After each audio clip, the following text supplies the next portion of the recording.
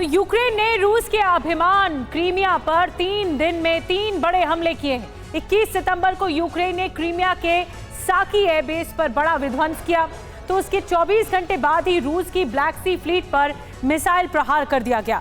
ये storm Sevastopol में आया। यहां रूस ने एक साथ 2 जगहों पर हमला किया। पहला हमला ब्लैक सी फ्लीट के बेस पर हुआ, तो दूसरा हमला रूसी नेवी के हेडक्वार्टर्स पर किया गया।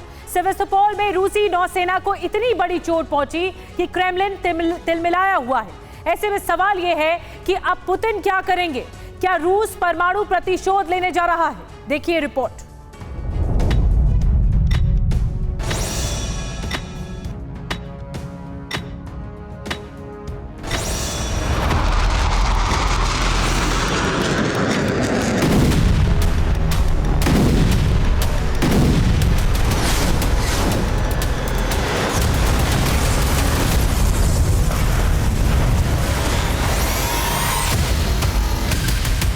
आसमान से बारूदी वज्रपात हुआ और इसी के साथ रूसी नौसेना को सबसे बड़ा आघात पहुंच गया।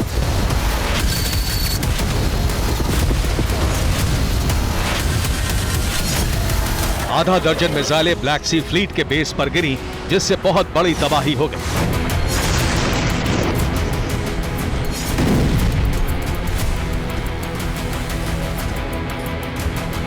तीन मिसाइलें ब्लैक सी फ्लीट के हेडक्वार्टर पर बरसी। हमले के बाद रूसी नौसेना का मुख्यालय जल गया। पिछले 3 दिनों में यूक्रेन क्रीमिया में लगातार 3 बड़े और विध्वंसक हमले कर चुका है। रूस के घातक एयर डिफेंस नाकाम हो गए, लिहाजा यूक्रेन के तीनों हमले कामयाब हो गए।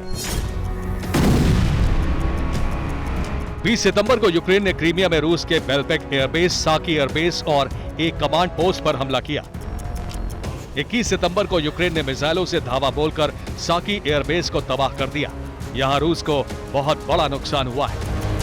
तो 22 सितंबर को यूक्रेन की लंबी दूरी तक मार करने वाली मिसाइलों ने ब्लैक सी फ्लीट के बेस और उसके हेडक्वार्टर को तबाह कर दिया।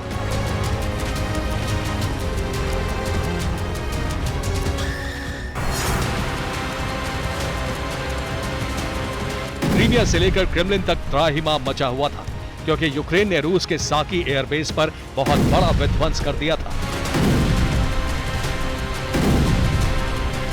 पुतिन और उनके वॉर कमांडर यूक्रेन से बदला लेने का प्लान बना ही रहे थे कि सेवेस्तोपोल एक के बाद एक कई धमाकों से दहल उठा।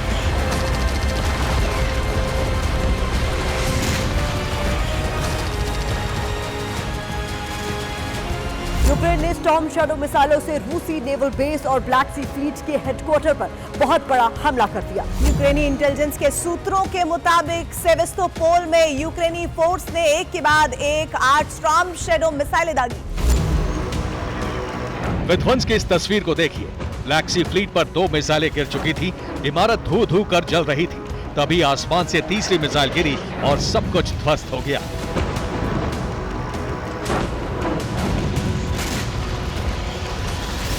रूसी नौसेना के मुख्यालय को यूक्रेनी मिसाइल ने हिट किया तो इलाके में भगदड़ मच गई।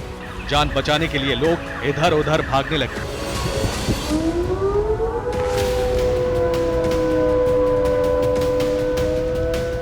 ऊपर रूसी नेवी का मुख्यालय जल रहा था और नीचे लोगों में चीख पुकार मची हुई थी।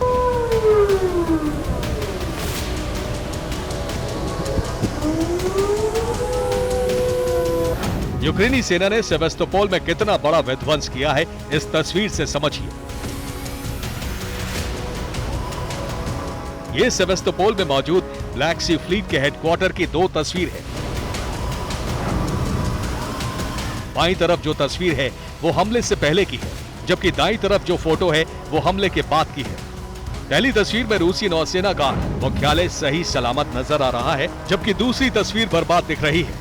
आसमान में बारूदी धुआं नजर आ रहा है। रूसी नौसेना के हेडक्वार्टर पर यूक्रेन ने 3 स्टॉर्म शैडो मिसाइलें दागी, तो उसके नेवल बेस पर 5 स्टॉर्म शैडो मिसाइल से भीषण प्रहार हुआ।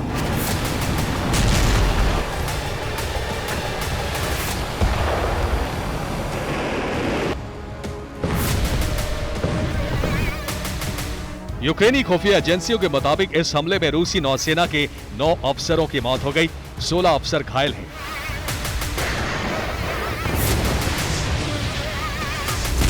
रूस को सिर्फ जान का ही नहीं बल्कि माल का भी नुकसान हुआ है। हजारों करोड़ के उसके हथियार बर्बाद हो गए।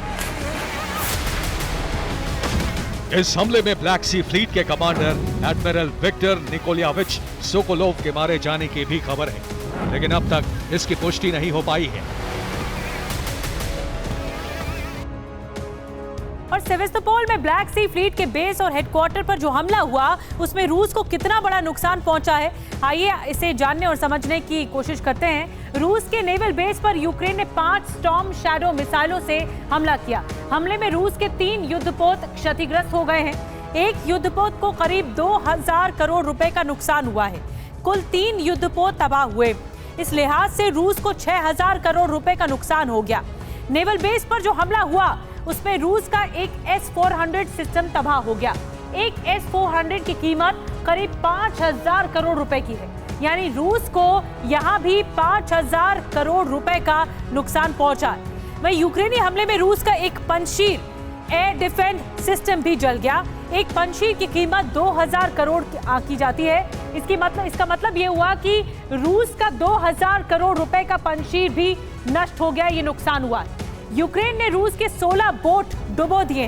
अब एक बोट की कीमत करीब 15 करोड़ रुपए बताई जा रही है। इस लिहाज से रूस को यहां भी 240 करोड़ रुपए का नुकसान हुआ है। कुल मिलाकर इस हमले में रूस को 13,240 करोड़ रुपए का न सिर्फ नुकसान पहुंचा बल्कि ब्लैक सी फ्लीट को बहुत बड़ा जख्म भी मिल गया है।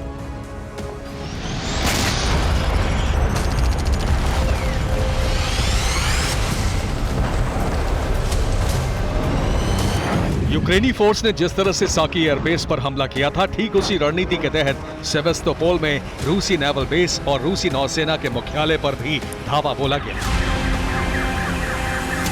यूक्रेनी फोर्स ने सबसे पहले बड़ी संख्या में ड्रोन, रॉकेट और डिकॉय मिसाइलें फायर की। इससे रूस का एयर डिफेंस सिस्टम एक्टिव हो गया।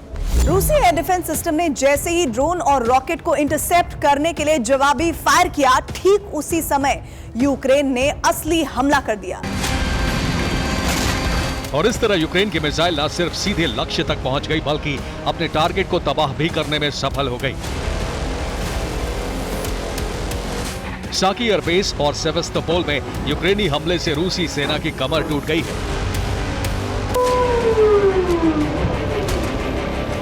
साकी एयरबेस पर यूक्रेन ने नेपच्यून मिसाइलों से हमला किया तो सेवेस्तोपोल में नेवल बेस और हेडक्वार्टर पर स्टॉर्म शैडो मिसाइलों से प्रहार किया।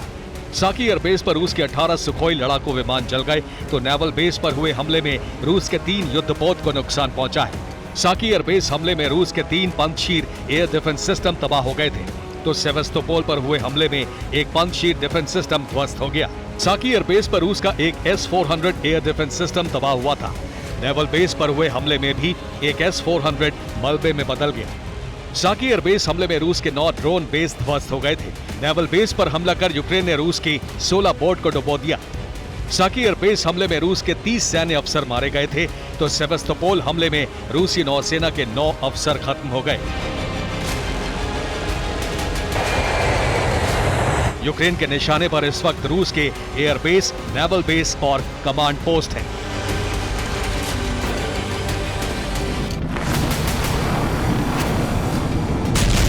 एक हफ्ते के अंदर यूक्रेनी सेना ने क्रीमिया में 5 बड़े हमले किए हैं।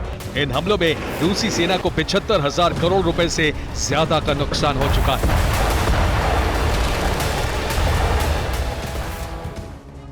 और इस बीच आपको बता दें, यूक्रेनी सेना क्रीमिया में पिछले 7 दिनों के अंदर 5 बड़े हमलों को अंजाम दे चुकी है।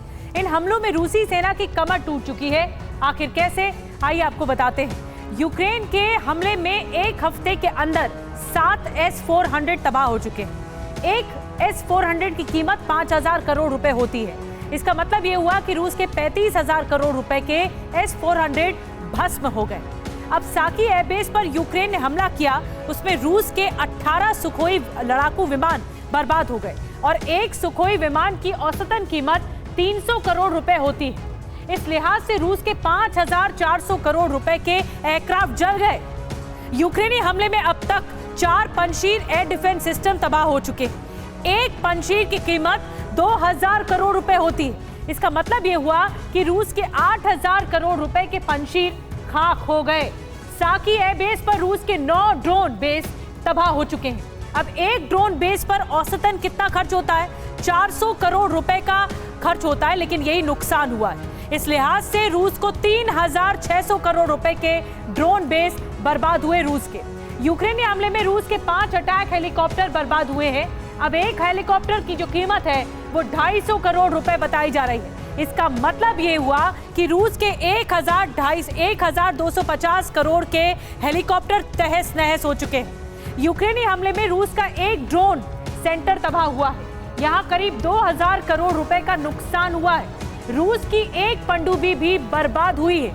अब पनडुब्बी में जो नुकसान हुआ है उसकी कीमत करीब 1000 करोड़ रुपए बताई जा रही है। रूस के 5 युद्धपोत को नुकसान पहुंचा है। एक युद्धपोत में करीब 2000 करोड़ रुपए का नुकसान हुआ है और इस लिहाज से रूस को कुल मिलाकर 10,000 करोड़ रुपए का नुकसान हुआ है। अब रूस के 16 बोट भी डूब चुके हैं और एक बोट की कीमत 15 करोड़ रुपए बताई गई है। यानी 240 करोड़ रुपए यहाँ भी बर्बाद हो गए और इनकी बोट डूब चुकी है। मतलब ये है कि यूक्रेनी हमले में रूस को नुकसान का कुल आंकड़ा 75,000 करोड़ रुपए के आसपास है और इसी बात से क्रेमलिन तिलमिलाया हुआ है।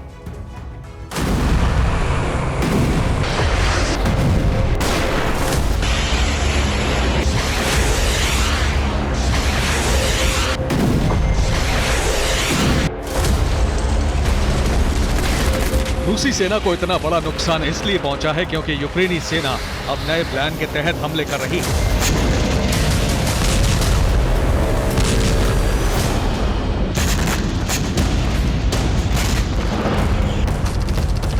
ये प्लान क्रीमिया ऑपरेशन के एक्सपर्ट यूक्रेन के नए रक्षा मंत्री रुस्तम ने तैयार किया है।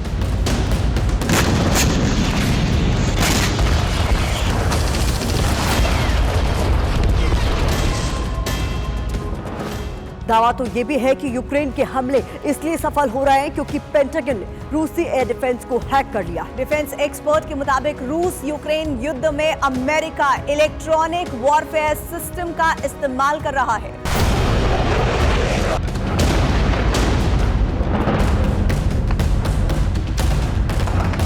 रूस के एयर डिफेंस सिस्टम हैक होने की संभावना इसलिए ज्यादा है क्योंकि पिछले 3 दिनों से रूसी एयर डिफेंस सिस्टम पूरी तरह से नाकाम रहा है।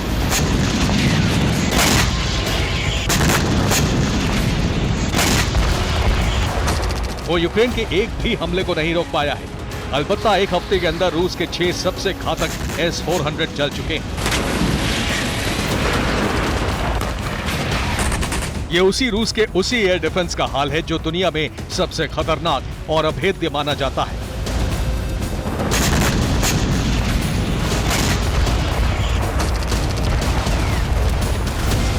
लेकिन आजकल रूस का हवाई रक्षा कवच ध्वस्त हो चुका है। ऐसा तभी संभव है जब रूस के एयर डिफेंस को हैक कर लिया जाए।